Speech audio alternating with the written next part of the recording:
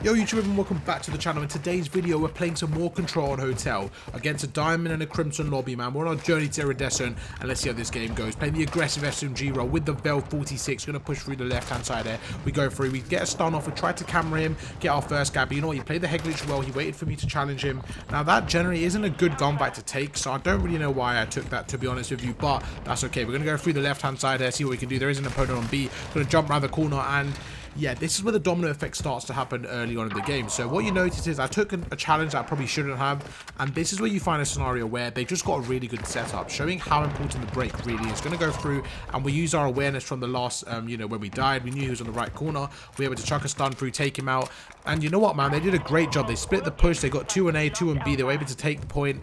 Now, what you need to do here is you have to be very careful of the transition. We have to make sure on this transition, we don't let anybody get through. So I'm going to watch the middle side here, I'm going to play it very, very slow. Notice how I'm approaching the situation. I'm playing crouch, I'm walking around the corner, playing very, very slow. We spot one, we take him out. As soon as we take him out, we've got the dead silence in hand. I hear somebody on my right hand side, so I'm going to go through, center onto them on the left, and I don't know how I killed him that quickly. I'm not going to lie, that was a bit questionable. We were able to get the kill, put a push through, and now we're not in a great situation, but we're not in a terrible situation. As long as we can hold our angles, play bedroom, and get the control, we should be good. So we're going to go through, and you're seeing literally the way I'm playing right now. So I started off at the right, playing very, very patient. Although I'm playing aggressive, I'm not running around the map. I'm playing very patient, I'm holding my angles, because for me the main thing here is staying alive. As long as I'm alive in the top bedroom area, we should in theory win the round without losing the point. So we're going to go through here again, watching this top, going to pre-aim certain angles where I expect them to be, look at the mini-map, and this is where I can tell where the opponents are going to come from. So looking at the mini-map, looking at the surroundings, using my headset, all these small factors help you decide where the opponent's going to come from. Now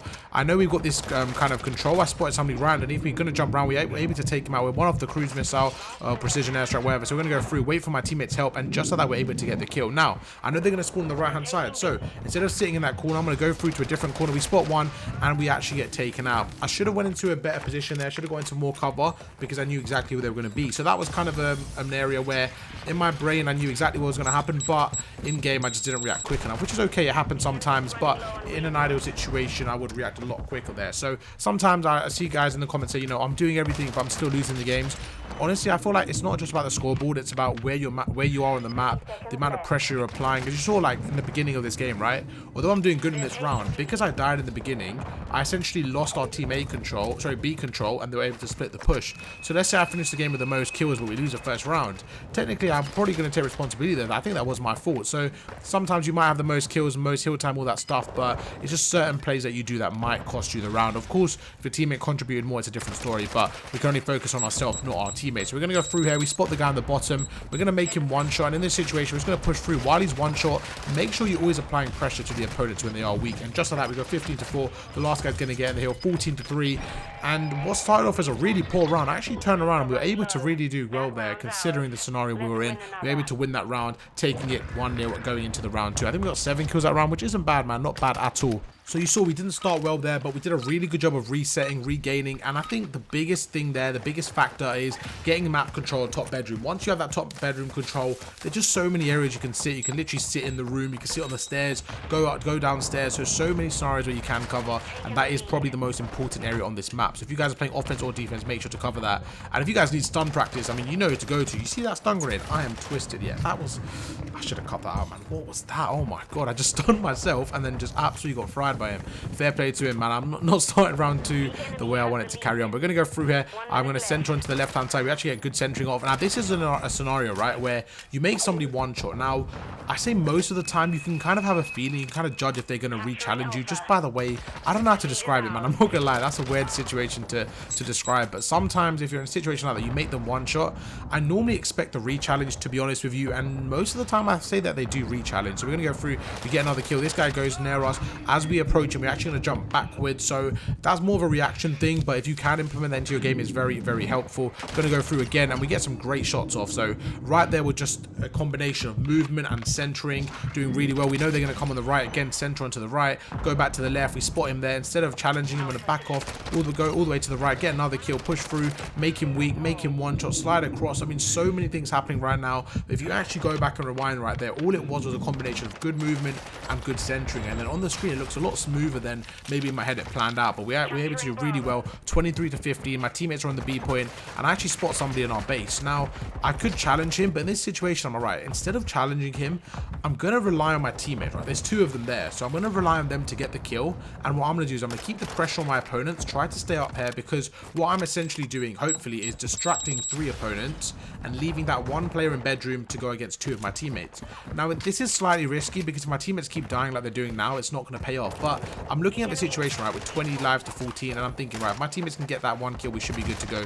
This guy is snaking it like his life depends on it. My teammate's with me. Now, in a situation like that, I shouldn't have challenged him, right? Again, that was just kind of a reaction thing, but looking back at this in hindsight, I'm trying to perfect my gameplay, so all I had to do there was wait, be patient, snake him as well, because you saw that my teammate was on the left.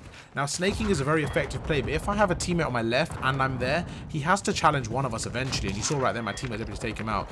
Now, what I'm doing right here is trying to be as effective as possible without getting involved, and you saw I had the whole middle map. Now, for me, personally, I thought it was a great play. I had the whole middle map, so all my teammates really had to do was win 1 or 2 gunfights, but they got 3-pieced. So in situations like that, right, I want you to remember you can't impact every single play. You can't be everywhere at once. So although we technically lost that gunfight and we lost that scenario, I still think I did my job. By holding middle map, I essentially isolated that point and allowed my teammates to focus on the right-hand side.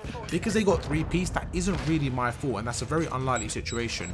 That stun, I don't know, what am I doing with my stuns today, man? I have no idea. I'm sorry about that. That was a bit of a trolly stun. I think the round was just over, and yeah, you know, you play rank play for too long, you just start to lose brain cells. I think this is, yeah, this is the result of that. I was kind of just losing full. Yeah. Anyways, moving on to round 3, we go up 2-0, and another good performance. So in that round, I think the biggest highlight there was we were just able to get the transition off well. We were able to suffocate them with kills. Now, I feel like if you get kills and the time's still up, it's a good combination, because what you do is you actually put pressure on the defensive team. And once you do that, it just makes them make mistakes. And again, the end of that round there, I feel like although I didn't get a kill, me watching middle map is probably the best use of my, you know, just my position right there. I think that was a good play. It was just unfortunate that my opponents did get a 3-piece there, which is very, very unlikely. So sometimes you guys are going to lose a certain round or a certain play. Don't always think what you did was the wrong play, because sometimes it might be the right play, but your teammates just didn't clutch up. And vice versa. Sometimes you might win a certain round or a scenario. That doesn't mean you made the right play. But we go through, we take out 1. I tried to turn around, tried to use a sofa as cover there, but it didn't quite work out. I mean, it was pretty good movement there considering the scenario, but he was able to get the trade. It's now 3-3. We're going to push through, see what we can do here. I'm always going to chuck a stun in the danger position while I'm rotating. What that does is just, it gives me a bit of breathing room. So as I'm pushing out the map, the stun and the nade allows me to just push up knowing that that certain area is covered. So we're going to go through, played it very patiently there. We waited for him to get, you know, exposed so we don't just shoot him and he runs into cover. And now I'm in a great spot. 3 go down. I'm actually going to wait here. I'm going to use my headset. We spot 1. We take him out.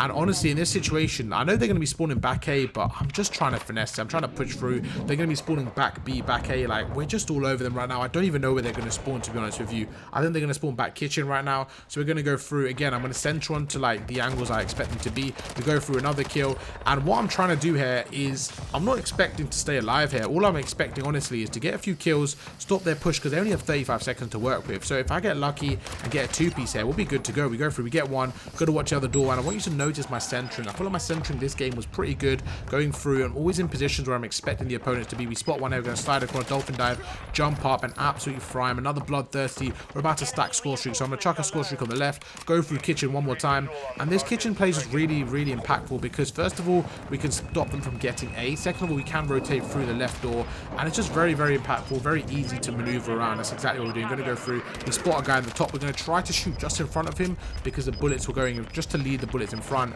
And I mean, 23-7, this performance was amazing. We go through and we absolutely fry that lobby. I don't know what happened to the 2 diamonds, man. Dropping 4 and 5 kills, not very impressive. But yeah, thank you guys for watching the video. Hope you guys did enjoy and learn something new. If you did, make sure to drop a like, and I'll catch you guys in tomorrow's episode. Peace.